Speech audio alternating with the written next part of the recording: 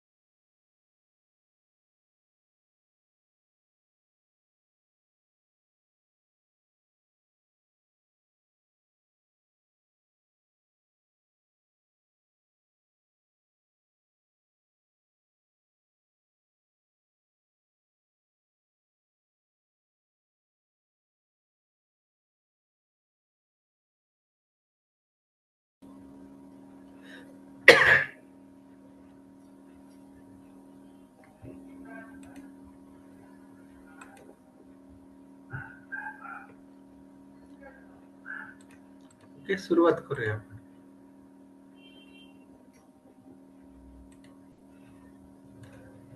Screen दिसतेय माझी?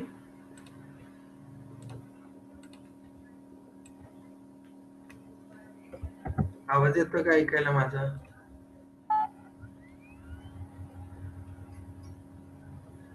Yes, sir. आवाज ब्रेक होतोय. आवाज ब्रेक होतोय का माझा? No, sir. ओके. कारण की मला काय वाटलं आवाजच ब्रेक होता. चलो, सो आज स्टार्ट करूया आपण. आपण पेपर सेकंड मधला जो चॅप्टर 4th नेटवर्किंग टेक्नॉलॉजीज हा आपण काल स्टार्ट केला होता. With option 28 marks and compulsory 18 marks. Basically याच्यामध्ये सुरुवात केली होती आपण व्हॉट इज नेटवर्क. ऍक्च्युली आपल्याला या चॅप्टर मध्ये शिकायचे कम्प्युटर नेटवर्क. सुरुवातीला आपण त्याच्या रिलेटेड टर्म्स शिकणार आहोत. सो बेसिकली बघा, ज्यावेळेस आपण डिव्हायसेस वेगवेगळे यूज करतो आणि हे ज्यावेळेस आपण एकमेकांना कनेक्ट करतो आणि ज्यावेळेस दोन किंवा दोन पेक्षा जास्त डिव्हायसेस एकमेकांना कनेक्ट होतात, त्याला आपण काय म्हणत असतो? नेटवर्क म्हणत असतो. म्हणून it is a set of two or more devices connected to each other for transferring the information. Okay, so that information is transfer in the form of signals. आणि मग काही डिव्हायसेस ॲज अ सेंडरचं काम करतात, काही devices हे रिसिव्हरचं काम करतात. मग त्याप्रमाणे सेंडर सेंड करतो जे काही त्याला गोष्ट हवी ती सिग्नलच्या फॉर्ममध्ये, रिसिव्हर्स ते घेतात. त्याप्रमाणे सेंडरने जी रिक्वेस्ट सेंड केलेली आहे त्या रिक्वेस्टला ते प्रोसेस करतात आणि त्याचा जो काही रिस्पॉन्स असेल तो परत सेंड करतात. Okay, so sender, receiver, these all are nothing but the devices. Their role is that device can work as a sender or can work as a receiver. Okay, so this communication is bidirectional communication. Okay, so A to B same B to E. Okay, so हे जे काही devices असतात हे आपण ज्यावेळेस आपण connect करत असतो, तर हे कनेक्ट करण्याच्या दोन मेथड्स मी काल तुम्हाला सांगितल्या होत्या, ज्याच्यामध्ये आपण फिजिकली वायरचा यूज करून डिव्हायसेस कनेक्ट करणार आहोत का, तर त्याला आपण वायर्ड कनेक्शन म्हणायचं किंवा वायर्ड नेटवर्क म्हणायचं. जर आपण वायफाय जसं आपण यूज करतो, ब्लूटूथ जसं यूज करतो, ओके, की ज्याच्यासाठी आपण वायरची यूज करत नाही, वायरलेस, त्याला आपण काय म्हणतो? वायरलेस नेटवर्क और वायरलेस कनेक्शन. ओके, सो ज्यावेळेस आपण वायरचा विचार करतो, वायर्ड नेटवर्कचा, तर आपल्याला दोन किंवा दोन पेक्षा जास्त डिव्हायसेसला फिजिकली कनेक्ट करण्यासाठी वायर यूज करावी लागते ॲज अ ट्रान्समिशन मीडिया म्हणून. ओके, की तुमचा जो डेटा सेंड होणार आहे, रिसीव्ह होणार आहे एका डिव्हाइस कडनं दुसऱ्या डिव्हाइस कडं, तर तो सेंड करण्यासाठी as a mediator, as a medium म्हणून आपण कशाचा यूज करणार आहोत, वायरचा यूज करणार आहोत. That wire is called as a transmission media. Okay, the pathway through which individual devices connected to the network, की जे काही इंडिव्हिज्युअल डिव्हाइसेस असतात जे आपण एकमेकांना नेटवर्क मध्ये कनेक्ट करतो, त्यासाठी जे आपण पाथवे किंवा ज्यासाठी आपण जे केबल्स यूज करतो, वायर्स यूज करतो, त्यांना काय म्हणायचं, ट्रान्समिशन मीडिया. ओके, सो ह्या ट्रान्समिशन मीडियाच्या अंडर आपण वेगवेगळे केबलचे टाइप्स काय करणार आहोत, आज डिस्कस करणार आहोत. Okay, so types of cable, जर तुमचा सिलेबस तुम्ही जर बघितला तर त्या सिलेबस मध्ये कुठले कुठले केबलचे टाइप्स आहेत बघा. कोॲक्सेल केबल आहे, ट्विस्टेड केबल आहे, फायबर ऑप्टिक्स केबल आहे, आणि ह्या सगळ्यांचं आपल्याला कंपॅरिझन करायचं आहे. ओके, आता हे जे काही कंपॅरिझन करणार आहे आपण, हे कशाच्या बेसिसवर करणार आहे, तर काल मी तुम्हाला सांगितलं होतं की प्रत्येक ट्रान्समिशन मीडियाचे हे 6 कॅरेक्टरिस्टिक्स असतात. 1 2 3 4 5 6. ओके, म्हणजे तुम्ही साधी कोॲक्सेल केबल घेतली तर त्याच्यामध्ये ह्या 6 गोष्टी तुम्हाला माहित असणं गरजेचं आहे, की त्या केबलची कॉस्ट, त्याला लागणारे installation requirement, bandwidth, band usage, attenuation आणि EMI, that is immunity from electromagnetic interference. Okay, so हे काल आपण डिस्कस केलं होतं. या कॅरेक्टरिस्टिक्स आपण परत एकदा फास्ट ट्रॅक मध्ये आपण रिवाइज करूया. सो जे काही काल नव्हते त्यांच्यासाठी हे एकदा रिव्हिजन घेत, म्हणजे त्यांच्यासाठी समजून जाईल, आणि जे होते त्यांच्यासाठी एक रिव्हिजन होईल. ओके, सो बेसिकली बघा, आपण ज्यावेळेस वायर्ड नेटवर्कचा विचार करतो त्यावेळेस आपल्याला प्रत्येक डिव्हाइस हा वायरनी काय करावा लागतो, कनेक्ट करावा लागतो. आता याच्यामध्ये पॉइंट टू पॉइंट कनेक्शन असतं, किंवा तुमचं स्टार टोपोलॉजी, की एका स्विचला सगळे कनेक्शन सेट करायचे, आणि म्हणजे थोडक्यात सेंटर एक डिव्हाइस असतो, त्या डिव्हाइस पासून सगळे डिव्हाइसला काय करायचं, कनेक्ट करायचं. ओके, सो हे जे काही कनेक्शन केलं जातं त्यासाठी वायर्स यूज केले जातात. मग याच्यामध्ये आपण जे वायर्स यूज करणार आहोत तर त्याची कॉस्ट सगळ्यात महत्वाची फॅक्टर आहे. काल पण मी तुम्हाला सांगितलं की ज्या वायर्स मधनं तुम्हाला चांगली बँडविड्थ मिळते, फास्ट तुम्हाला ऍक्सेस मिळतो, ज्याचा ट्रान्समिशन स्पीड खूप चांगला आहे, अशा वायरची कॉस्ट ही काय असते, कंपॅरेटिव्हली बाकीच्या वायरपेक्षा ज्यांचा स्पीड कमी आहे त्याच्यापेक्षा जास्त असते. मग आता आपण जे काही एक्झाम्पल्स कन्सिडर करणार आहोत की कोॲक्सेल केबल झाली, ट्विस्टेड पेअर वायर झाली, किंवा ट्विस्टेड पेअर मध्ये दोन आहेत, शील्ड ट्विस्टेड पेअर आणि अनशील्ड ट्विस्टेड पेअर. ओके, त्याच्यानंतर ना आहे तुमची फायबर ऑप्टिक्स. तर याचं जर आपण कंपॅरिझन केलं, ओके, इथे मी एक चार्ट मुद्दामून बनवलेला आहे, म्हणजे वेगवेगळे टॉपिक्स किंवा प्रत्येकाचं ऍट अ टाइम डिस्कस केलं जाईल. जसं की या ठिकाणी तुम्ही जर हा चार्ट लक्षात ठेवला तर तुम्हाला कुठलाही प्रश्न विचारला, पर्टिक्युलरली तुम्हाला जर कॅरेक्टरिस्टिक्स विचारल्या, तर या ठिकाणी हा जो पहिला कॉलम आहे त्याच्यामध्ये सगळ्या कॅरेक्टरिस्टिक्स दिलेल्या आहेत बघा, आणि त्याचे एक्झाम्पल्स पण दिलेले आहेत. जसं की cost of cable, installation charges, bandwidth, band usage ज्याला फ्रिक्वेन्सी रेंज आपण म्हणतो, अटेन्युएशन म्हणजे signal loss, EMI that is the electromagnetic interference. Okay, ज्याला आपण काय म्हणतो, डिस्टॉर्शन, की जसं की अटेन्युएशन काय सांगतं, लॉस ऑफ सिग्नल, की जसं जसं तुमच्या डेटा सिग्नलच्या फॉर्म मधनं तुमच्या केबल मधनं जसं जसं डिस्टन्स ट्रॅव्हल करत जातो तसं तसं ते सिग्नल्स वीक व्हायला लागतात, आणि अशा एका पॉइंटला येतात की ते खूप वीक होतात. ओके, मग त्या ठिकाणी आपल्याला त्या सिग्नलला परत रिजनरेट करावं लागतं. त्यासाठी रिपीटर नावाचा डिव्हाइस काय केला जातो, यूज केला जातो नेटवर्क मध्ये. त्यामुळे त्याची जी काही स्ट्रेंथ सिग्नलची वीक झालेली आहे तिला परत बूस्ट केलं जातं, आणि परत तिथून सिग्नल रिसेंड केले जातात. ओके, सो हे रिपीटर्स असतात, राउटर्स असतात, स्विचेस असतात, असे वेगवेगळे हार्डवेअर डिव्हाइसेस तुमच्या नेटवर्क मध्ये यूज केले जातात. ओके.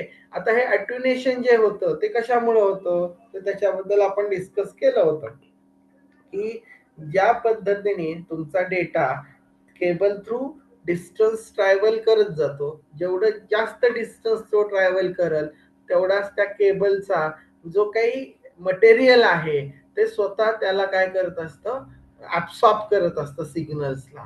त्यामुळे तुमचे ते सिग्नल्स काय होत असतात, वीक होत असतात. म्हणजे ते थोडक्यात इंटरनल काय म्हणता येईल त्याला, डिस्टर्बन्स, ओके, किंवा इन्फरन्स, की जसं की एक्सटर्नल पण असतं आणि इंटरनल पण असतं. तर ते जे मटेरियल आहे त्या मटेरियल मुळे त्याला मध्ये काय होतात, थोडे तुमचे सिग्नल लॉस व्हायला लागतात, त्याची विकनेस व्हायला त्याची स्ट्रेंथ वीक व्हायला लागते. मग ऑटोमॅटिकली तुमचा जो काही डेटा किंवा तुमचे जे काही इन्फॉर्मेशन आहे रिसिव्हर्स एंडला कशा पद्धतीने मिळतात.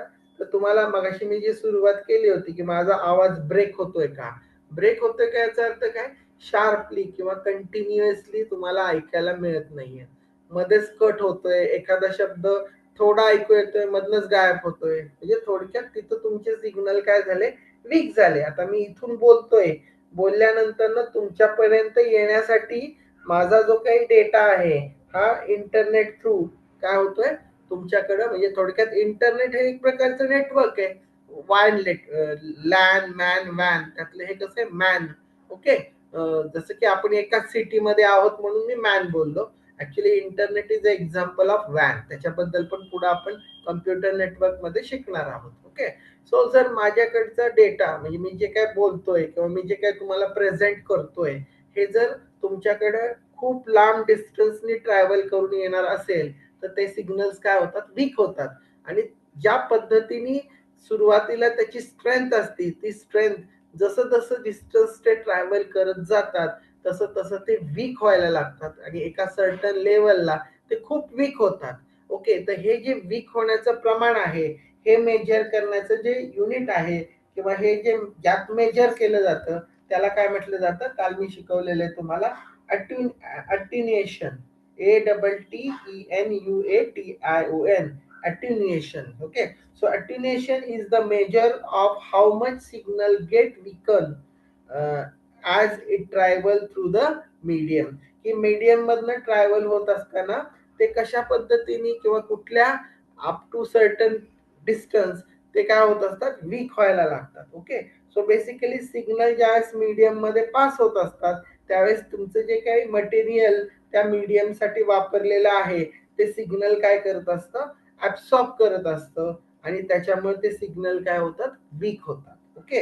आता ऍक्च्युली हे मटेरियल त्या सिग्नलला ऍब्सॉर्ब करतं ते ऍक्च्युली त्या केबलच्या आतला पार्ट आहे. Okay. So it is a internal part. जसं की इंटरनल गोष्टीमुळे तुमचा सिग्नल वीक होतो तसं एक्सटर्नल टेम्परेचर असेल, वेगवेगळे काही पॅरामीटर्स असतात, हीट त्यातलाच टेम्परेचरचा पार्ट आहे. ओके. सो नॉईज, ज्याला आपण नॉईज सुद्धा म्हणतो, की जे काय पोल्युशन वगैरे असेल याचा सुद्धा तुमच्या सिग्नलच्या ट्रान्सफरला, जसं की तुम्ही बघितलं असेल पावसाळ्यामध्ये, हिवाळ्यामध्ये, उन्हाळ्यामध्ये प्रत्येक वेळेसचं टेम्परेचर म्हणा किंवा सराउंडिंग म्हणा वेगवेगळं असतं. मग त्याचा सुद्धा तुमच्या जो काही केबल आपण यूज केलेले आहे त्याच्यावर सुद्धा त्याचा काय होत असतो, इफेक्ट होत असतो. आणि एक्झॅक्टली असे जे काही एक्सटर्नल इफेक्ट करणारे फॅक्टर्स असतात ते तुमच्या सिग्नलला काय करत असतात, डिस्टॉर्ट करत असतात, डॅमेज करत असतात. तर तो जो प्रकार आहे त्याला त्यांनी नाव दिलेले EMI, that is electromagnetic interference. Okay. So basically बघा, ह्या 6 प्रॉपर्टीजचा आपल्याला यूज करून या वेगवेगळ्या ज्या काही आपल्याला सिलेबस मध्ये केबल्स आहेत त्याचं आपल्याला काय करायचं, डिस्कशन करायचं. ओके. सो कालच्या लेक्चरला आपण या सगळ्या गोष्टींबद्दल डिस्कस केलेलं आहे. आज आता मी तुम्हाला जे एक्सप्लेन करणार आहे कुठल्या कुठल्या केबल्स आपल्याला सिलेबस मध्ये आहेत. Okay. So types of cables. परीक्षेला प्रश्न कसा असतो बघा, बेसिकली एक जस्ट एक्झाम्पल बघा, write a short note on coaxial cable with suitable example. Okay. की तुम्हाला शॉर्ट नोट साठी परीक्षेला प्रश्न विचारला जाऊ शकतो. जसं की मी तुम्हाला काल पण सांगितलेलं आहे की आता आपण जे काही चॅप्टर शिकणार आहोत या पेपरमध्ये असतील किंवा तुमचा जो पेपर फर्स्ट मधले असतील, तर पेपर फर्स्ट मध्ये बऱ्यापैकी तुम्हाला प्रोग्रामिंग आहे. ओके, सो पेपर सेकंड मध्ये तुमच्याकडे थेरी आहे, थेरॉटिकल पार्ट आहे. ओके, सो त्यामुळे ज्यांना थेरी आवडती त्यांना पेपर सेकंड खूप सोपं वाटणार आणि ज्यांना प्रोग्रामिंग आवडतं त्यांना पेपर फर्स्ट सोपं वाटणार. ओके, पण बेसिकली बघा इथं तुम्हाला थेरीसाठी प्रॉपर अंडरस्टँडिंग असणं गरजेचं आहे, की ज्याच्यामध्ये बघा की जे एक्झाम्पल की write a short note on coaxial cable with suitable diagram. So तुम्हाला ती डायग्राम आठवली पाहिजे, तुम्हाला ती डायग्राम ड्रॉ करायची आहे, त्याची प्रॅक्टिस करायची आहे. ओके, त्याच्यामध्ये किती लेयर्स आहेत बघा, कुठल्या लेयरला काय म्हटलं जातं हे तुम्हाला प्रॅक्टिसने काय होणार आहे, लक्षात राहणार आहे. ओके, सो बेसिकली बघा अजून दुसरा प्रश्न की कसा विचारला जाऊ शकतो, give the important properties of coaxial cable. आता कुठल्या प्रॉपर्टीज द्यायच्या, तर मगाशी मी ज्या काही 6 प्रॉपर्टीज बोलल्या त्या, की जर मी कोॲक्सियल केबल कन्सिडर केली तर त्याची कॉस्ट कशी आहे बाबा, मीडियम आहे. त्याला इन्स्टॉलेशन चार्जेस आहेत का, yes that is medium. Bandwidth त्याची कशी आहे, up to 1 gigabytes. Okay, band usage किंवा फ्रिक्वेन्सी कितीपर्यंत आपण वापरू शकतो, अट्युनेशन जे होणार आहे सिग्नल लॉस तो कसा आहे, लो टू मीडियम आहे. ईएमआय म्हणजे थोडक्यात त्याला जो एक्सटर्नल इफेक्ट करणार आहे सिग्नलला दॅट इज व्हेरी लो. त्याच्यामध्ये पण कुणासाठी, तर थिन आणि थिक असे दोन प्रकारच्या कोएक्सेल केबल असतात. तर त्याच्यातला जो थिक असतो त्याच्यामध्ये हा जो ईएमआय आहे तो काय असा असतो, व्हेरी लो असतो. ओके, मग याचे एक्झाम्पल्स काय, तर तुमच्याकडे जे काही टीव्ही, केबल टीव्ही असतात, ब्रॉडबँड कनेक्शन असतं इंटरनेटसाठी आपण जे यूज करतो घरामध्ये, तर ते सगळं तुमचं कोॲक्सियल केबलचा काय केला जातो, यूज केला जातो. ओके, सो बेसिकली ज्या वेळेस आपण अशा वेगवेगळ्या केबलचा अभ्यास करतो त्यावेळेस तुम्हाला या 6 प्रॉपर्टीजचा काय करावा लागतो, यूज करावा लागतो. तसा प्रश्न पण विचारला गेलाय बघा. तर पहिल्यांदा प्रश्न होता, write a short note on coaxial cable with suitable diagram. Okay, मग त्याच्यामध्ये तुम्ही शॉर्ट नोट मध्ये ह्या पॉइंटचा पण तुम्ही उल्लेख करू शकता, की what about it's cost, what about it's installation charges, what is the bandwidth we get, how it is its bandwidth usage. Okay, काल सांगितलं होतं बँडविड्थ म्हणजे काय आणि बँड युसेज म्हणजे काय. तर bandwidth is nothing but the capacity of that medium to transfer the maximum data. Okay, ज्याच्यामध्ये आपण काल डिस्कस करताना तुमच्यापैकी काही जणांनी सांगितलं की kbps, Mbps, GBPS. Okay, so actually PS is a per second.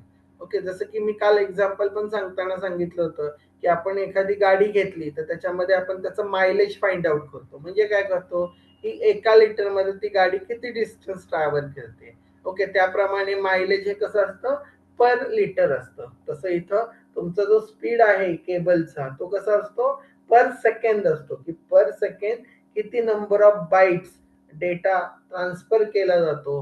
तर हा जो त्याची जी कॅपॅसिटी आहे ती कॅपॅसिटी कशामध्ये मेजर केली जाते, बँड विड्थ मध्ये मेजर केली जाते. ओके, सो बेसिकली तुम्हाला कोॲक्सियल केबल जर यूज केली तर त्याची काय बँड विड्थ असेल, मग त्याची जी बँड विड्थ त्यांनी डिफाईन केलेली आहे मग त्याचं तेवढं मॅक्सिमम युसेज होतं का, आपण वापरू शकतो का, that is given in a bandwidth usage. त्याच्यामध्ये पण 2 प्रकार सांगितले होते मी, बेस बँड आणि broad band. Okay, so base band ज्याच्यामध्ये एकाच केबलला, एकाच चॅनलला पूर्ण बँडविड्थ काय करायची, यूज करायला द्यायची. ओके, पण तुम्हाला ती बँडविड्थ 2 किंवा 2 पेक्षा वेगवेगळ्या चॅनल्सला पण तुम्ही काय करू शकता, शेअर करू शकता. त्याला आपण म्हणतो ब्रॉडबँड. ओके, ब्रॉडबँड आणि बेस बँड असे 2 प्रकारचे काय तुमच्याकडं बँड युसेज आहे. ओके, की जसं की आपण घरी जे इंटरनेट वापरतो दॅट इज अ ब्रॉडबँड, की जी काही केबल असते ती केबल 2, 3, 4 चॅनल्स थ्रू काय केली जाते, शेअर केली जाते. ओके, आणि जी लीज लाईन असते ज्याला आपण डेडिकेटेड लाईन म्हणतो that is your base band. Okay, so त्याच्यामध्ये अख्खं बँड विड्थ ही तुम्हालाच दिली जाते.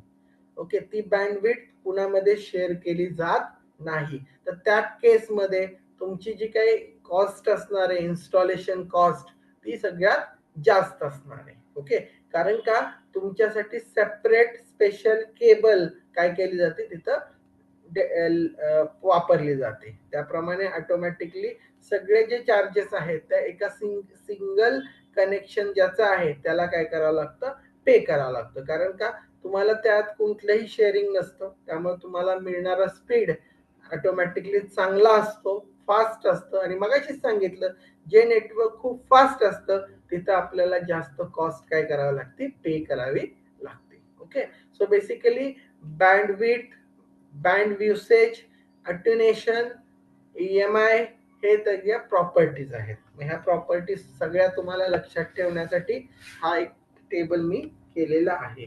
इथं तुमचे सगळ्याच फिगर्स लक्षात राहाव्या अशी अपेक्षा नाही. तुम्ही कंपॅरेटिव्हली लक्षात ठेवू शकता की याची कॉस्ट बाबा मीडियम आहे, याचं इन्स्टॉलेशन चार्ज तुम्ही बघा. आपण कॉस्टचा जर विचार केला तर कोॲक्सियल केबलला मीडियम आहे. ट्विस्टेड पेअर जी वायर आहे त्याची पण कॉस्ट कशी आहे, मीडियम. नंतर अनट्विस्टेड पेअर त्याची कॉस्ट काय आहे, लो. फायबर ऑप्टिक्स सगळ्यात जास्त काय, हाय. ओके, सो हे मी शॉर्ट मध्ये लिहिलेलं आहे. तुम्हाला ज्यावेळेस मी नोट शेअर करेन त्यावेळेस प्रत्येकाचे सोप्या सोप्या भाषेमध्ये डिस्क्रिप्शन मी त्या ठिकाणी देईल. ओके, सो बेसिकली जर आपल्याला कोॲक्सियल केबल बद्दल डिस्कस करायचे असतील 6 प्रॉपर्टीज, तर पहिली प्रॉपर्टी कॉस्ट. तर याच्यामध्ये कोॲक्सियल केबलचे 2 टाइप्स असतात. बेसिकली बघा या ठिकाणी मी लिहिलेलं आहे थिन नेट कोॲक्सियल केबल आणि थिक नेट कोॲक्सियल केबल. आता थिन म्हणजे बारीक, थिक म्हणजे जाड. आता ही जी कोॲक्सियल केबल असते त्याचं स्ट्रक्चर कसं असतं बघा. ओके, सो जो हा पहिला पार्ट आहे, एकच मिनिट मी थोडा पेन्सिल यूज करतो जेणेकरून मी कुठला पार्ट डिस्कस करतोय ते तुम्हाला कळून जाईल. ओके,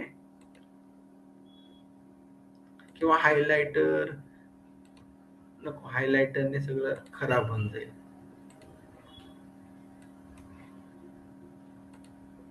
पेन यूज करूया. सो हा जो पहिला, हा जो इनर पार्ट आहे बघा, दॅट इज द कंडक्टर, ज्याच्यातून आपण आपले सिग्नल काय होणार आहे, कंडक्ट होणार आहे, ट्रान्सफर होणार आहे, ट्रान्समिट होणार आहे.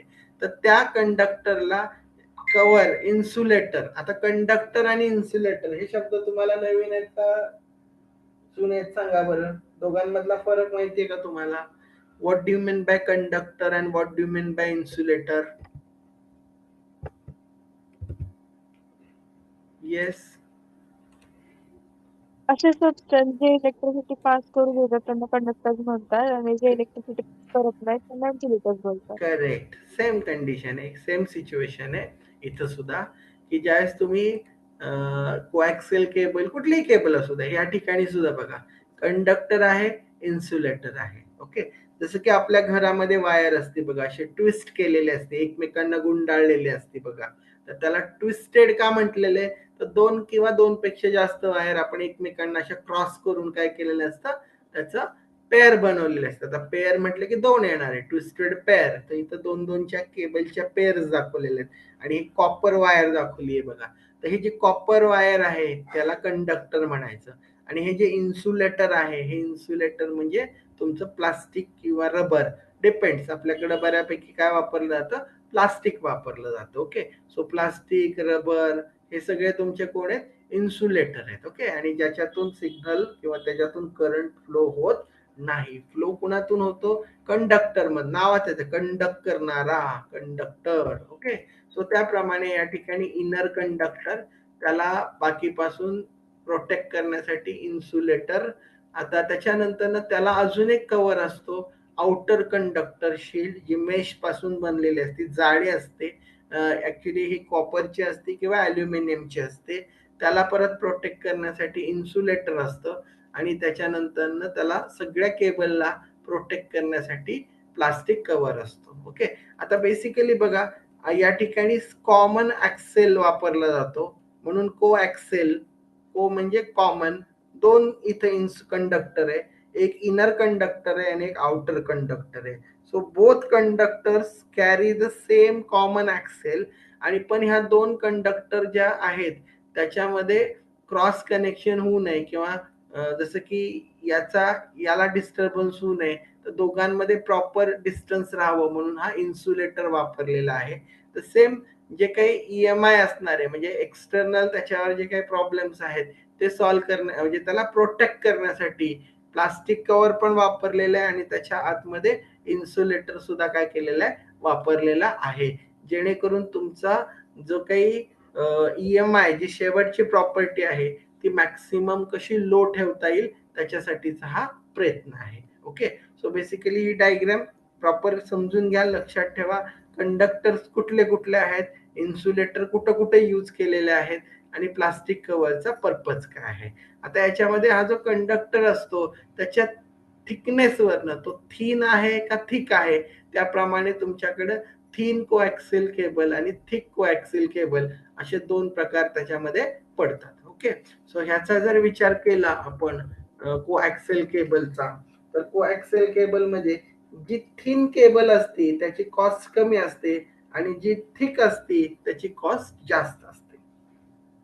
इन्स्टॉलेशनचा विचार केला तर coaxial cable easily installation of thin cable is also inexpensive. मग एवढं आपल्याला लक्षात ठेवण्यापेक्षा सोपं लक्षात ठेवा, its installation is easy. Okay, म्हणजे पहिला पॉइंट आहे त्याची कॉस्ट सुद्धा काय आहे, लो आहे. The cost of coaxial cable is low, its installation is also easy. तिसरं काय आहे, कॅपॅसिटी. सो याची जी कॅपॅसिटी असणार आहे, किती असते कॅपॅसिटी, तर या ठिकाणी आता हे ऍक्च्युली लेटेस्ट मधलं दिलेलं आहे आणि तुमच्या पुस्तकामध्ये जर तुम्ही बघितलं तर त्याची कॅपॅसिटी दिलेली आहे 2.5 MBPS टू 100 MBPS. ओके, आता MBPS मधने दिलंय पण आता ऍक्च्युली GBPS मध्ये काय असतो तुमचा स्पीड असतो. आता एक तर देताना अप टू दिलेलं आहे. ओके, सो आपल्याला आता सध्याला स्टँडर्ड म्हणजे तुमचं बुक, त्यामुळे बुक मध्ये ज्या व्हॅल्यूज दिलेल्या आहेत, ज्या गोष्टी दिलेल्या आहेत त्याचाच आपण काय करायचा, बेस घ्यायचा.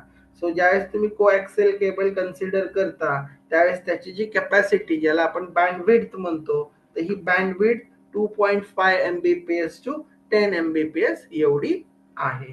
ओके, म्हणजे थोडक्यात त्याच्यामध्ये सुद्धा थिन आणि थिक कोॲक्सिल केबलला जर कम्पेअर केलं तर तुमच्या थिक कोॲक्सिल केबलला सगळ्यात जास्त किंवा हायर बँडविड्थ आहे. ओके, कॉस्टच्या बाबतीत जर विचार केला तर थिनची कॉस्ट कमी आहे, थिकची कॉस्ट जास्त आहे आणि ज्याची कॉस्ट जास्त त्याचा ऑटोमॅटिकली स्पीड जास्त, याचा अर्थ बँडविड्थ जास्त. ओके, सो असं तुम्ही त्याला रिलेट करून लक्षात ठेवू शकता. अटुनेशन म्हणजे वीक होण्याचं प्रमाण, की तुमचे सिग्नल जर कोॲक्सिल केबल थ्रू ट्रॅव्हल करत डिस्टन्स कव्हर करत जर गेले तर किती पर्यंत ते म्हणजे मॅक्सिमम डिस्टन्स ते कव्हर करू शकतात. तर तुमच्या बुक मध्ये देताना दिलेला आहे, जर तुमच्याकडं तुम्ही कोॲक्सिल केबल ज्याच्यामध्ये दोन प्रकार सांगितलेले आहेत, की जसं की थिन आणि थिक, जर तुम्ही थिन कोॲक्सिल केबल वापरलं तर साधारण 185 मीटर लांबपर्यंत तुम्ही सिग्नल्स प्रॉपरली काय होऊ शकतात, ट्रॅव्हल होऊ शकतात. तिथून पुढं ते सिग्नल्स काय होतात, पूर्ण वीक होतात. मग तिथं मला आपल्याला रिपीटर यूज करावा लागतो आणि सिग्नल परत रिजनरेट करावे लागतात. पण जर तुम्ही थिनच्या ऐवजी थिक केबल वापरली तर ते साधारण 500 मीटर म्हणजे साधारण अर्धा किलोमीटर तुमचं डिस्टन्स काय करू शकतात, ट्रॅव्हल करू शकतात. त्याच्यानंतर ना या ठिकाणी what about the EMI, that is the external distortion. Okay, so याच्यामध्ये जसं की मगाशी मी सांगितलं तुम्हाला, कोॲक्सिल केबल मध्ये दोन कंडक्टर असतात आणि दोन इन्सुलेटर असतात. त्यामुळे बऱ्यापैकी ते काय केलं जातं, तुमचं जे EMI आहे तो लो होतो. म्हणजे थोडक्यात तिथं तुमचे एक्सटर्नल कुठलेही फॅक्टर्स तुमच्या सिग्नलला अफेक्ट करत नाही. ओके, सो या पद्धतीने तुम्हाला तुमचं प्रिपरेशन करणं अपेक्षित आहे, की कोॲक्सिल केबल त्याच्यामध्ये दोन प्रकार, थिन आणि थिक. त्याप्रमाणे मग कम्पेअर करताना कॉस्ट, त्याच्यानंतर त्याचं इन्स्टॉलेशन, त्याची कॅपॅसिटी म्हणजे बँडविड्थ, त्याच्यानंतर अटेन्युएशन आणि EMI. सो कॉस्ट ह्याच्यामध्ये कमी आहे, इन्स्टॉलेशन इनएक्सपेन्सिव्ह म्हणजे इझिली इन्स्टॉल करू शकतो, कॅपॅसिटी त्याची 2.5 to 10 Mbps आहे. अॅट्युनेशन जर थिन असेल तर 185 मीटर, थिक असेल तर 500 मीटर. ओके, आणि इथं दोन दोन इन्सुलेटर यूज केलेले असल्यामुळं याचा EMI जो आहे तो काय आहे, व्हेरी लो आहे. ओके, सो या पद्धतीने तुम्ही जर व्यवस्थित अभ्यास केला आणि तुम्हाला जर कसाही प्रश्न विचारला तरी तुम्ही त्याचा आन्सर व्यवस्थित लिहू शकता. Okay, so this is about coaxial cable. Okay, त्याच्यानंतर ना दुसरी जी केबल आहे ती कॉमनली आपण घरामध्ये यूज करतो, that is twisted pair cable. Okay, so हे ट्विस्टेड पेअर मगाशी मी जसं सांगितलं तुम्हाला, ट्विस्ट केलेले असते एकमेकांना, अशी क्रॉस करून रॅप केलेले असते. त्याच्यामध्ये सुद्धा बघा तुमच्याकडं हा प्रकार जो आहे कंडक्टर आणि इन्सुलेटर. तर कंडक्टर म्हणजे त्या रॅप केलेली जी केबल असते त्याला जे प्लास्टिक कोटिंग असतं त्याच्यामध्ये आतमध्ये एक तार असते, ती प्रोबॅबल एक असते किंवा बंच असतो. जसं की इथं तुम्ही बघितलं तर इथं काय नंबर ऑफ स्मॉल केबल्स आहेत. ओके, दोन्ही प्रकार आपण घरामध्ये बघितलेले असतात. ओके, सो हे जे केबल आहेत मेटलचे, तर ऍक्च्युली हा कॉपर असतात किंवा ॲल्युमिनियम असतात. तर सर्रास स्टँडर्ड म्हणून कॉपर यूज केलं जातं. तर तो कॉपर हा काय आहे, तुमचा कंडक्टर आहे आणि त्याला एक कोटिंग केलेलं असतं ज्याच्यामुळे तुमची ती केबल किंवा तो जो कंडक्टर आहे तो काय राहतो, सेफ राहतो, प्रोटेक्टेड राहतो, आणि त्यालाच आपण काय म्हणतो, इन्सुलेटर म्हणतो. बरोबर आहे. आता या कोॲक्सियल केबलचे पण दोन प्रकार आहेत बघा. काय बदल काय, दोघांमध्ये काय फरक काय तो समजून घ्या. शील्ड ट्विस्टेड पेअर केबल, त्याला शॉर्ट मध्ये काय म्हटलं जातं, STP. आणि दुसरी जी आहे ती UTP. यू म्हणजे काय, अनशील्ड ट्विस्टेड पेअर केबल. काय फरक आहे बघा ह्या डायग्राम मध्ये आणि ह्या डायग्राम मध्ये, फरक बघूया आपण. Okay, so this is a shield and this is a unshield. So तुम्ही जर ऑब्झर्व केलं, मी मुद्दामून एकाच कॅटेगरीचे घेतलेले आहेत की एक एकच कोर केबल आहे बघा, कंडक्टर एक एकच आहे आणि हे एकमेकांना काय केलंय, ट्विस्ट केलेलं आहे. पण तुम्ही जर बघितलं या ठिकाणी एक मेश वापरलेला आहे. काय वापरलेला, मेश. त्यालाच आपण काय म्हणतो, शील्ड कोटिंग, म्हणून त्याला काय म्हणायचं, शील्ड ट्विस्टेड पेअर केबल. आता जर तुम्ही अनशील्ड बघितलं तर इथं तुमच्याकडं ते कोटिंग नाहीये किंवा ते तुमचा आउटर लेअर नाहीये, मेश नाहीये. ओके, म्हणून हे अनशील्ड आहे आणि हे काय आहे, शील्ड आहे. सो दोन्ही ट्विस्टेडच आहे, दोघांमधला फरक फक्त लक्षात ठेवा. इथं सुद्धा आउटर जॅक आहे, इथं सुद्धा आउटर जॅक आहे, म्हणजे प्लास्टिक कोटिंग आहे. पण तुमच्या ट्विस्टेड पेअर्स म्हणजे वायर्स आणि जॅक याच्यामध्ये कशाचा यूज केलेला आहे, मेशचा यूज केलेला आहे. त्यामुळे तुमची ही जी केबल आहे ही केबल काय होती, जास्त प्रोटेक्ट होते आणि त्याला जो EMI नावाचा जो 6वा कॅरेक्टरिस्टिक्स आहे त्याचा इथं काहीही इफेक्ट होत नाही. Okay, so basically twisted cable किंवा ट्विस्टेड पेअर केबल कशा पद्धतीचे असते त्याची डायग्राम बघा. त्याच्यामध्ये त्याचे कुठले कुठले टाइप्स आहेत, STP म्हणजे काय, UTP म्हणजे काय, त्याचा अर्थ समजून घ्या. ओके, सो आता जसं मगाशी आपण त्याच्या 6 प्रॉपर्टीज बद्दल डिस्कस केलं, तसं आपण इथं पण ट्विस्टेड वायर बद्दल काय करू शकतो, डिस्कस करू शकतो. आता इथं गंमत अशी आहे की कधी कधी एक्झाम मध्ये पर्टिक्युलरली, म्हणजे इथं मी आता शिकवताना बोलताना ट्विस्टेड पेअर केबल म्हटलं. ओके, पण परीक्षेला पर्टिक्युलरली सांगताना किंवा विचारताना शील्ड ट्विस्टेड पेअर केबल किंवा अनशील्ड ट्विस्टेड पेअर केबल असं स्पेसिफिक प्रश्नामध्ये विचारलं जाऊ शकतं. ओके, की जसं की बघा, write a short note on shield twisted pair cable and discuss its characteristics, असा पण प्रश्न आहे. Write short note on unshield twisted cable with its characteristics. Okay, so जर तुम्हाला नुसतं ट्विस्टेड केबल विचारलं तर तुमच्याकडं असं काही नाहीये की फक्त अनशील्डचं चालायचं आणि नुसतं शील्ड चालायचं. Okay, choice is your. दोन्हीकडे जे काही कॉमन गोष्टी असतील त्या तुम्ही तिथं लिहिणं अपेक्षित आहे. पण जर तुम्हाला स्पेसिफिकली अनशिल्ड साठी किंवा शिल्ड साठी सांगितलं असेल तर त्याच्या प्रॉपर्टी तिथं लिहिणं गरजेचं आहे. ओके, सो बेसिकली बघा, शिल्ड म्हणजे काय, शिल्ड का म्हणायचं, तर या ठिकाणी तुमची जी काही ट्विस्टेड पेअर आहे त्या पेअरला काय केलं जातं, एका मेशनी रॅप केलं जातं, प्रोटेक्ट केलं जातं. ओके, त्याला आपण फॉईल सुद्धा म्हणू शकतो. Okay, foil that wrapped around the twisted pair. Okay, हे जे काही ट्विस्टेड पेअर्स आहेत त्याला एका फाईलनी काय केलेलं आहे, रॅप केलेलं आहे आणि त्याच्यावरनं मग तुमचं आउटर जॅक काय केलेलं आहे, यूज केलेलं आहे. ओके, सो डायग्राम मधला फरक लक्षात ठेवा. याच्यामध्ये बेसिकली जर आपण कॉस्टचा विचार केला, the cost of shield twisted pair is more than that of coaxial cable and UTP, that is unshielded twisted pair. म्हणजे थोडक्यात तुम्ही शिल्ड ट्विस्टेड पेअरची जर कॉस्ट कम्पेअर केली तर ही कॉस्ट तुमच्या कोॲक्सियल केबल पेक्षा आणि UTP पेक्षा काय आहे, जास्त आहे. क्लिअर?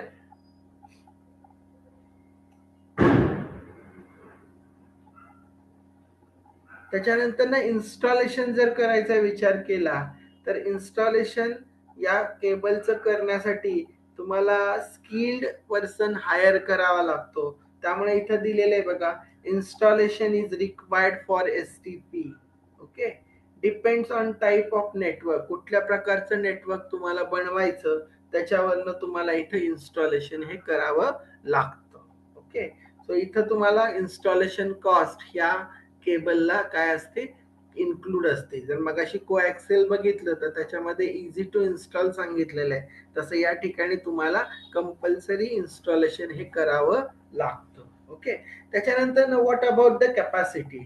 मगाशी कोॲक्सियल केबलची कॅपॅसिटी सांगितली होती, कुणाला आठवतीये का,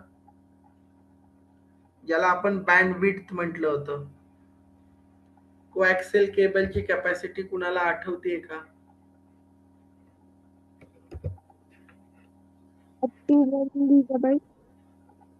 परत एकदा. बुक मध्ये 2.5 MBPS दिलेलं आहे. Correct correct correct, good good good good, yes. तर या ठिकाणी तुम्ही जर ऑब्झर्व केलं तर तुमच्याकडं ट्विस्टेड केबलची कॅपॅसिटी ही साधारण, आता जी काय थेरॉटिकल कॅपॅसिटी सांगितलेली आहे, म्हणजे थोडक्यात त्यांनी एक स्टँडर्ड डिफाईन केलेलं आहे, that is 500 MBPS. 500 MBPS theoretically.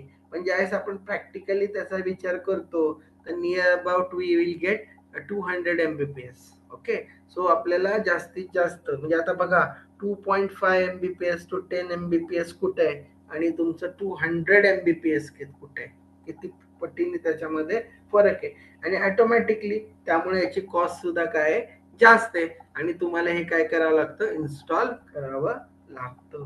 Okay, आणि मोस्ट कॉमनली यूज केली जाते ही केबल, कारण की हे मॉडरेट आहे.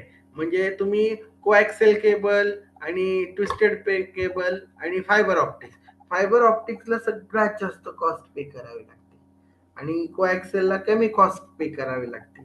मग त्याच्यापेक्षा तेवढी जास्त आणि याच्यापेक्षा खूप कमी, म्हणून बऱ्यापैकी ट्विस्टेड पेअरला काय केलं जातं, प्रेफर केलं जातं. तुम्ही कॅट 6 वायर बघितली का कोणी?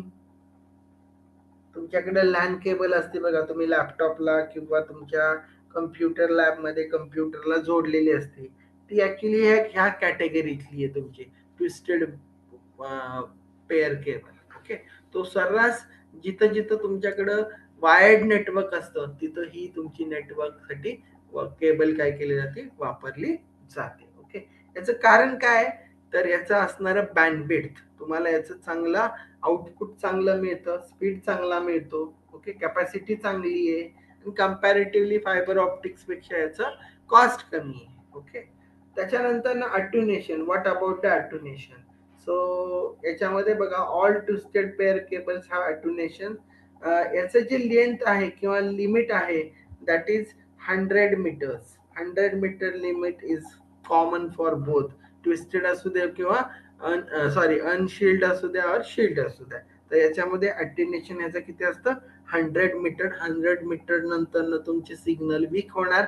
मग तिथं तुम्हाला त्याचं काय करावं लागणार आहे, रिपीटरचा यूज करून तो प्रॉब्लेम सॉल्व्ह करावा लागणार आहे. ओके. त्याच्यानंतर ना what about the EMI, that is the electromagnetic interference. So good म्हणजे ह्याच्यामध्ये जी शिल्ड आहे, म्हणजे हे जे कव्हर आहे, हे कव्हर बऱ्यापैकी त्याला प्रोटेक्ट करतं. त्याच्यामुळे त्याचा जो EMI आहे तो कमी आहे, लो आहे as compare to unshielded. Okay. So basically बघा, या टेबलमध्ये आपण डिस्कस केलं होतं. तर आपण डिस्कस करतो शिल्ड आणि अनशिल्ड. सो शिल्डची कॉस्ट हाय आहे, अनशिल्डची कॉस्ट लो आहे. ओके. याच्यामध्ये इन्स्टॉलेशन इथं आहे, याच्यामध्ये इन्स्टॉलेशन नाही. इथं आता ऍक्च्युली ह्या फिगर्स जुन्या आहेत, तर इथं मी तुम्हाला सांगताना सांगितलं होतं बुक मधल्या व्हॅल्यू सांगतोय. ह्या नवीन आहेत, सॉरी मी चुकून जुन्या म्हटलं, ह्या लेटेस्ट व्हॅल्यूज आहेत. GBPS मधला स्पीड सांगितलेला आहे, अजून आपल्या बुक मध्ये अजून तो स्पीड MBPS मध्येच आहे. ओके. सो या ठिकाणी मॅक्सिमम जो थेरॉटिकल स्पीड सांगितलेला आहे तो 500 MBPS आणि प्रॅक्टिकली आपल्याला मिळतो 192. त्याप्रमाणे 200 मी अप्रॉक्स सांगितलं आहे. त्याच्यानंतर ना EMI याच्यामध्ये लो आहे, कारण की याला शिल्ड आहे, कव्हर आहे, याच्यामध्ये जास्त आहे. आता STP म्हणजे शिल्ड ट्विस्टेड पेअर कुठे यूज केलं जातं, इंडस्ट्रियल नेटवर्क्स मध्ये, हाय इंटरफेरन्स एरियामध्ये. अनशिल्ड कुठं वापरलं जातं, तर लॅन्स, ऑफिसेस, होम, त्या नेटवर्क बनवण्यासाठी आपण हे वापरलं जातं. मग अशी मी बोललो की हे कॉमनली यूज केलं जातं. Okay. So this is about your twisted wire, twisted pair cable, shield आणि अनशिल्ड. तर हे डायग्राम्स लक्षात ठेवा. कोॲक्सियल केबल त्याचे पण दोन प्रकार आहेत, थिन आणि थिक. ट्विस्टेड पेअरचे दोन प्रकार आहेत, शिल्ड ट्विस्टेड पेअर आणि अनशिल्ड ट्विस्टेड पेअर. ओके. आता इथं दोन्ही कम्पेअर करण्यासाठी बघा, सेम आहे, जॅक आहे. त्याच्यानंतर इथं तुम्हाला जसं मेश दिसतोय, कोटिंग दिसतं, तसं इथं नाहीये. म्हणून ह्या कोटिंग मुळे त्याला काय म्हटलेलं आहे, शिल्ड म्हटलेलं आहे. इथं नाहीये म्हणून त्याला काय म्हटलेलं आहे, अनशिल्ड म्हटलेलं आहे. ओके. सो बेसिकली बघा, ट्विस्टेड केबल मध्ये दोन प्रकार. त्याच्यानंतर ना सगळ्यात जास्त कॉस्टली पण सगळ्यात जास्त स्पीड देणारे जे केबल आहे, that is your fibre optics. Okay. आता कधी कधी परीक्षेला तुम्हाला कम्पेअर करायला पण विचारतात, UTP वर्सेस STP. सो तुम्ही त्या पद्धतीने लक्षात ठेवा, UTP म्हणजे अनशिल्ड आणि STP म्हणजे शिल्ड. त्याप्रमाणे याला एक्स्ट्रा कोटिंग आहे, सो त्याची कॉस्ट जास्त आहे, याची कॉस्ट लेस आहे. ओके. त्याच्यानंतर ना इन्स्टॉलेशन चार्जेस याचे जास्त आहेत, त्याला इन्स्टॉलेशन चार्जेस नाही आहेत. ओके. त्यानंतर न कॅपॅसिटी, जी शिल्ड आहे त्याची capacity as compare to the unshielded त्यापेक्षा म्हणजे जास्त आहे, म्हणजे STD having a more capacity than the UTP. त्याचप्रमाणे तुमचं जो अट्युनेशन आहे किंवा EMI आहे, तर तुमच्या UTP मध्ये जास्त आहे as compare to the STP. STP मध्ये तो काय केलेला आहे, रिड्यूस केलेला आहे त्या शिल्ड मुळे. त्याच्यानंतर युसेज लिहायचा, तुम्ही कुठं त्याचा यूज करता. तर मगाशी सांगितल्याप्रमाणे तुमचा जे काही STP असतात ते इंडस्ट्रियल एरियाज मध्ये नेटवर्किंग साठी यूज केले जातात. हे आपण घरामध्ये, लॅन, ऑफिसेस मधलं नेटवर्क तयार करण्यासाठी यूज केलं जातं. ओके. सो या पद्धतीने तुम्हाला त्याचं कंपॅरिझन करता यायला पाहिजे. एक सेकंड चार्जिंग करून घेतो.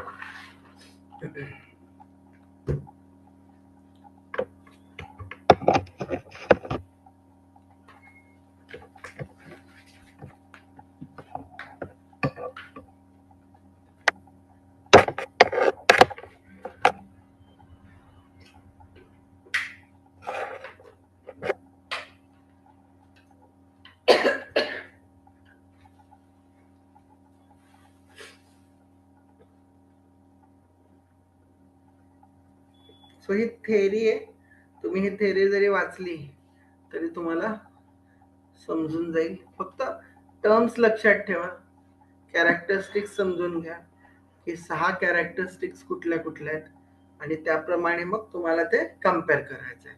तुम्ही थोडं जरी व्यवस्थित बघितलं तरी तुम्हाला ते समजायला सोपं जाईल. क्लिअर?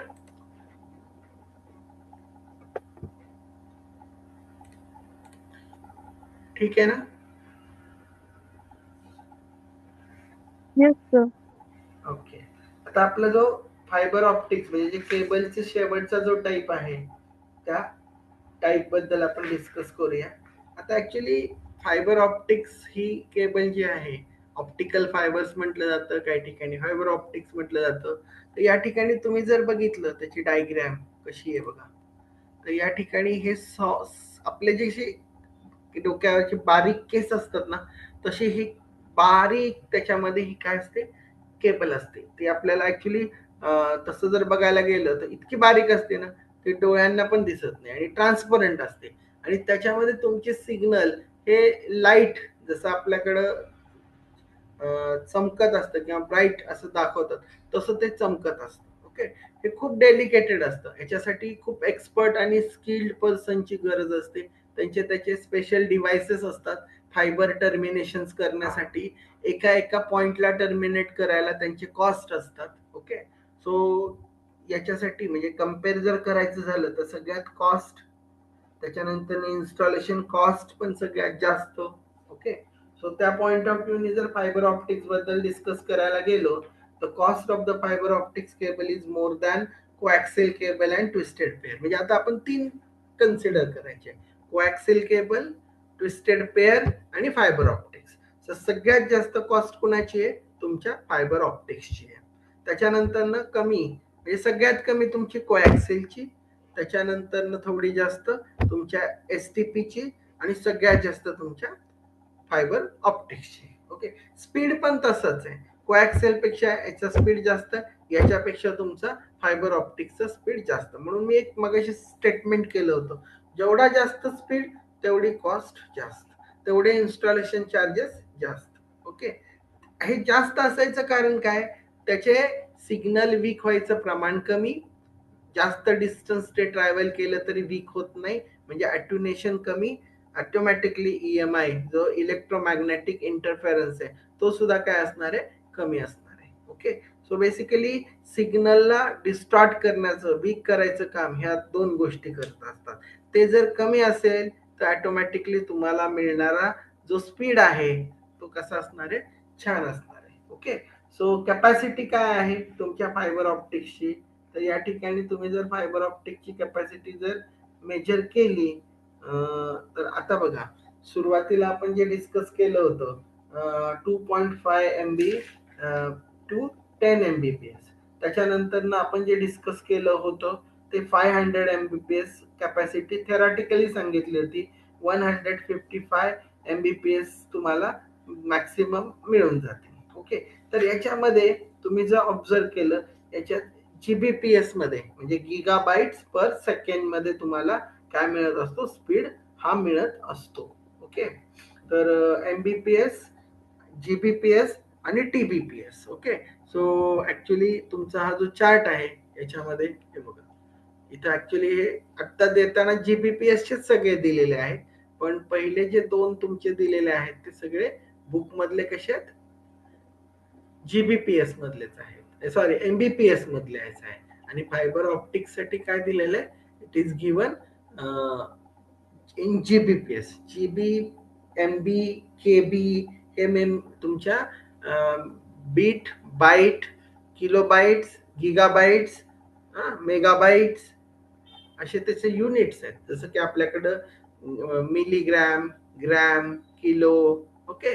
सो त्याच पद्धतीने तुमच्याकडे जर 0 आणि 1 हे बिट्स आहेत, ह्या 8 बिट्सचा एक बाईट तयार होतो आणि 1024 बाईटचा 1 केबी तयार होतो. 1024 केबीचा 1 MB तयार होतो. 1024 MBचा 1 GB तयार होतो. 1024 GBचा 1 TB तयार होतो. ओके. सो त्याचं ते रिलेशन आहे. तर त्याच पद्धतीने तुमचा जो डेटा केबलमध्ये ट्रान्सफर होणार आहे तो बिट्स आणि बाईटच्या फॉर्मॅटमध्ये होणार आहे. मग पर सेकंड तो किती बिट्स ट्रान्सफर करतो, तर हे मेजर करण्यासाठी आपल्याला हे युनिट्स काय केलं जातं? यूज केलं जातं. ओके. सो बेसिकली फायबर ऑप्टिक्सची सगळ्यात जास्त स्पीड आहे बघा, व्हेरी हाय. त्याची बँडविड्थचं युसेज पण चांगला आहे. अट्युनेशनचा जर विचार केला तर it is very much lower than coaxial cable and twisted pair. Okay, it can run in a larger distance. आता तुम्ही जर बघितलं आपल्याकडं तुम्ही रस्त्याच्या कडेला काही काही कंपन्यांच्या फायबर ऑप्टिक्स केबल्स काय केलेले आहेत अंतरलेले आहेत बघा. त्याच्यामध्ये पर्टिक्युलरली असं लिहिलेलं पण असतं की कुणाच्या त्या फायबर ऑप्टिक्स केबल आहेत. ओके, सो BSNL असेल, एअरटेल असेल, रिलायन्स असेल, तर ह्या सगळ्या कंपनींनी काय केलेले आहेत त्यांचे स्वतःच्या फायबर ऑप्टिक्स काय केलेले आहेत रस्त्याच्या कडेने अंडरग्राऊंड त्या सगळ्या अंतरलेल्या आहेत. ओके, सो बेसिकली तुम्ही किती लांब डिस्टन्स जरी वापरलं तरी यामधले सिग्नल्स प्रॉपर राहतात, ते वीक होत नाही का तर त्याचा अट्युनेशन रेट जो आहे तो खूप कमी आहे, व्हेरी लो. ओके, सो या ठिकाणी बघा व्हेरी लो दिलेला आहे, सिग्नल लॉस होत नाहीत. Okay, what about the EMI? Fiber optics cable does not use electromagnetic signal to transfer data. Therefore, they are free from the EMI. The data transfer in fiber optics cable have been high security as it is not detected by electronics, wave dropping equipment. Okay, so basically याच्यामध्ये तुमचे electric signal transfer केले जात नाहीत, वेगळ्या फॉर्मॅटमध्ये signals काय केले जातात ट्रान्सफर केले जातात. त्यामुळे इथं EMI नावाचा प्रकार राहत नाही, म्हणजे थोडक्यात इथं त्याला एक्सटर्नल डिस्टॉर्शन काहीही होत नाही. ओके, सो या पद्धतीने तुम्ही कम्पेअर करा घरी ज्यावेळेस तुम्हाला वेळ मिळेल त्यावेळेस तुम्ही कोॲक्सियल केबल, त्याच्यानंतर ट्विस्टेड पेअर केबल आणि फायबर ऑप्टिक्स ह्या तिघांचा ज्या प्रॉपर साईजच्या साई कॅरेक्टरिस्टिक्सचा घेऊन तुम्ही त्याचं व्यवस्थित जर चार्ट किंवा बघितलं तर तुम्हाला ते लक्षात ठेवायला सोपं आहे. ओके, सो ह्या सगळ्या केबल्स तुमच्या सिलेबस मध्ये आहेत. तर कुठल्या कुठल्या केबल्स आहेत बघा, कोॲक्सियल केबल आहे, ट्विस्टेड पेअर केबल आहे आणि फायबर ऑप्टिक्स केबल आहे. ओके, त्यातले मी तुम्हाला एक्स्ट्रा सांगितलेले आहेत बघा, थिन, थिक, नंतर शील्ड आणि अनशील्ड. ओके, सो तुमच्या क्वेश्चन पेपर मध्ये ते क्वेश्चन्स मला दिसले म्हणून त्यासाठी मी त्या गोष्टी जास्त डिटेल मध्ये तुम्हाला सांगितलेल्या आहेत.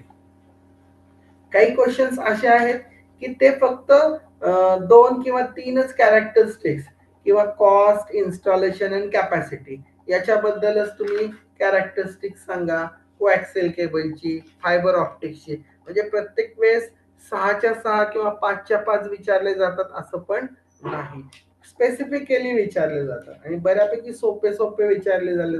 What about the cost, installation charges and the capacity. So तुम्ही त्याप्रमाणे त्याचा व्यवस्थित अभ्यास करा जेणेकरून तुम्हाला ते सोपं जाईल. Okay, so this is about the types of cables which are use for transmission media. म्हणजे आपण जे कालचा टॉपिक जो स्टार्ट केला होता कसला, ट्रान्समिशन मीडिया, की ज्याचा यूज करून आपण आपलं डिव्हाइस नेटवर्क मध्ये काय करणार आहे, कनेक्ट करणार आहे. सो हे जे ट्रान्समिशन मीडिया आहे हे कशासाठी वापरलं जातं तर तुमच्या वायर्ड नेटवर्क साठी वापरलं जातं. आता आपल्याला जो पार्ट डिस्कस करायचा आहे किंवा आपल्याला ज्याचा जास्त डिटेलमध्ये या सब्जेक्ट चॅप्टर मध्ये स्टडी करायचं आहे ते म्हणजे कम्प्युटर नेटवर्क. ओके, सो त्याच्या रिलेटेड एक पॉइंट आपण बघूया, अजून एक 5 ते 10 मिनिटं घेऊया मग आपण थांबूया. ठीक आहे, सो बेसिकली प्रश्न कसा विचारलेला आहे बघा, what is computer network, rights it's advantages. Computer network म्हणजे काय आणि त्याचे ॲडव्हान्टेजेस सांगा, असा एक प्रश्न विचारलेला आहे. अजून एका ठिकाणी असा प्रश्न विचारलेला आहे, डिस्टिंग्विश बिटवीन लॅन अँड वॅन. लॅन आणि वॅन मधला फरक काय आहे तो तुम्हाला विचारलेला आहे. Okay, so basically computer network जसं की आपण इथं सांगताना नेटवर्कची डेफिनेशन काय सांगितलेले, it is a set of 2 or more devices connected to each other to transfer the information. ते डिव्हाइसेसच्या ऐवजी आपण काय म्हणायचं, कम्प्युटर्स म्हणायचं. ओके, सो बेसिकली बघा कम्प्युटर नेटवर्क म्हणजे काय, it is a interconnection between 2 or more computers for sharing the resources or for the transferring the information. Okay, so जी नेटवर्कची डेफिनेशन आहे तीच तुमच्या कम्प्युटर नेटवर्कची डेफिनेशन आहे.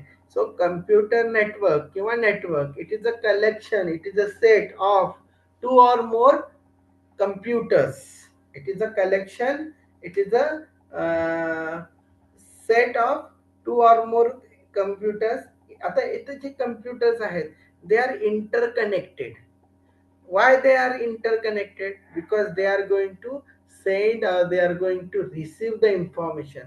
मी जर दोन बंद कम्प्युटर एकत्र आणून ठेवले तर ते नेटवर्क होणार नाही. 4 कम्प्युटर्स मी बंद अवस्थेत जे एकमेकांशी कुठल्याही प्रकारचं कनेक्शन नाहीये, कुठल्याही प्रकारचा डेटा रिसीव्ह होत नाहीये, सेंड होत नाहीये, तर त्याला मी नेटवर्क म्हणणार नाही. 2 or more interconnected net computers, 2 or more interconnected computers which are capable to share, which are capable to transfer, which are capable to receive the information called as network, computer network. Okay, की असे 2 किंवा 2 पेक्षा जास्त interconnected computers की जे एकमेकांशी data काय करू शकतात, शेअर करू शकतात, रिसीव्ह करू शकतात, अशाला काय म्हणायचं, कम्प्युटर नेटवर्क म्हणायचं.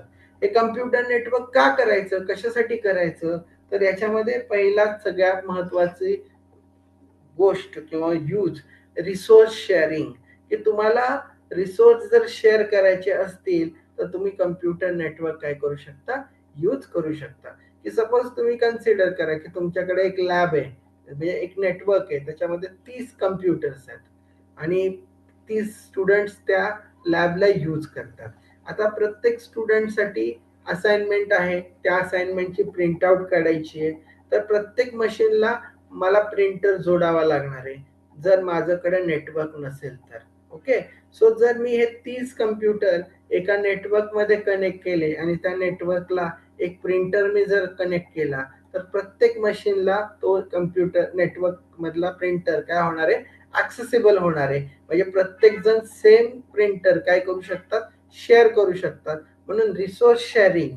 तसंच एखादं सॉफ्टवेअर, एखादी फाईल जर तुम्हाला सगळ्या युजर्सला हवी असेल तर तुम्ही नेटवर्क थ्रू तुम्ही त्याला ऍक्सेस करू शकता, शेअर करू शकता. ओके, सो रिसर्च शेअरिंग मुळे तुम्हाला काय होतं, ह्या सगळ्या गोष्टी सोप्या जातात. जरी एखादा कम्प्युटर बंद पडला असेल तर तुम्ही नेटवर्क थ्रू दुसऱ्या कम्प्युटरचा यूज करून तुमचं काम करू शकता. ओके, सो हा जो प्रकार आहे की जर मी एखाद्या स्टँड अलोन कम्प्युटरवर काम करत असेल, तो कम्प्युटर जर बंद पडला तर मला काहीही ऑप्शन नाही ते काम करण्यासाठी. पण ज्यावेळेस आपण नेटवर्क कन्सेप्ट यूज करतो त्यावेळेस तुमचा जो डेटा आहे तो डिसेंट्रलाइज असतो. सगळीकडनं तुम्हाला तो काय करता येतो, ऍक्सेस करता येतो सर्व्हरवर ठेवल्यामुळं. त्यामुळे जरी एखादा तुमचं मशीन बंद पडलं नेटवर्क मधलं तरी तुम्ही दुसऱ्या नोड थ्रू तो डेटा काय करू शकता, ऍक्सेस करू शकता. हा त्याचा ऍडव्हान्टेज आहे. म्हणजे it is a high reliability. Okay, so network काय प्रोव्हाइड करतं तुम्हाला, हाय रिलायबिलिटी प्रोव्हाइड करतं. ओके, त्याच्यानंतर ना या ठिकाणी मनी सेव्हिंग, की मगाशी जसं सांगितलं की प्रत्येकाला इंडिव्हिज्युअली प्रिंटर घेऊन द्यायच्या ऐवजी मी तो प्रिंटर नेटवर्क मध्ये कनेक्ट केला तर प्रत्येक जण तो कम्प्युटरला प्रिंटर काय करू शकतात, यूज करू शकतात. तसंच एखादं सॉफ्टवेअर आहे जे सर्व्हर एंडला मी इन्स्टॉल केलं तर सगळेजण ते सॉफ्टवेअर काय करू शकतात, यूज करू शकतात. जर आपण सिंगल मशीनचा विचार केला तर प्रत्येकाला वेगवेगळं लायसन्स घ्यावं लागणार, प्रत्येकाला वेगवेगळं हार्डवेअर घ्यावं लागणार. So that is expensive. मग हेच मी जर नेटवर्क यूज केलं तर ऑटोमॅटिकली ते शेअरिंग होईल. शेअरिंग केल्यामुळे तुमचे नेटवर्कच्या फायद्यांमध्ये मनी सेव्हिंग हा एक फायदा पण काय होतो, मिळून जातो. ओके, सो बेसिकली बघा मेन ऍडव्हान्टेजेस काय काय आहेत. रिसोर्स शेअरिंग आहे. दुसरं काय आहे, information can be easily exchanged between the users. Then high reliability, access any file or any data from anywhere and it saves the money. So हे सगळे तुमच्या नेटवर्कचे काय फायदे आहेत. ओके, सो बेसिकली प्रश्न काय होता, what is computer network, what are its different advantages. So advantages मध्ये याच्या व्यतिरिक्त पण तुम्हाला कुठले ऍडव्हान्टेजेस लिहायचे असतील तर तुम्ही लिहू शकता. क्लिअर. सो आज आपण इथंच थांबूया. उद्याच्याला लॅन मॅन आणि टोपोलॉजीज त्याच्याबद्दल उद्या म्हणजे मंडेला आपण त्याच्याबद्दल काय करूया, डिस्कस करूया. आणि मग आपण जाणार आहोत वायरलेस नेटवर्क कडे. मग त्याच्यामध्ये मग अशी कालच्या लेक्चरला सांगितल्याप्रमाणे रेडिओ वेव्स, मायक्रोवेव्स आणि इन्फ्रारेड वेव्स त्याच्याबद्दल आपण डिस्कस करणार आहे. ओके, सो बस टोपोलॉजी काय आहे, रिंग टोपोलॉजी काय आहे, स्टार टोपोलॉजी काय आहे, या टोपोलॉजीज बद्दल आपण डिस्कस करणार आहोत. त्याच्यानंतर ना मग प्रोटोकॉल्स काय असतात, मग काही डिव्हाइसेस बद्दल आपण डिस्कस करणार आहे. Router, router, repeater, modem, hub. मग हा आपला चॅप्टर काय होणार आहे, कम्प्लीट होणार आहे. सो ऑलमोस्ट 2 ते 3 लेक्चर्स मध्ये पुढच्या हा चॅप्टर काय होऊन जाईल, कम्प्लीट होऊन जाईल. ओके, सो त्याच्यानंतर ना मग परत आपण पेपर फर्स्ट मधला अजून एक चॅप्टर घेणार आहोत. सो अल्टरनेट, एक इकडचा, मग ते तुम्हाला दोन्हीकडचा पण बॅलन्स करता येईल. ओके, सो तुमचे काय डाऊट्स वगैरे असतील तर तुम्ही मला विचारू शकता. आज नाही, पुढच्या लेक्चर्स मध्ये विचारलं तरी चालते. ओके, सो आपण आज इथंच थांबूया. सोमवारी परत भेटूया. थँक्यू.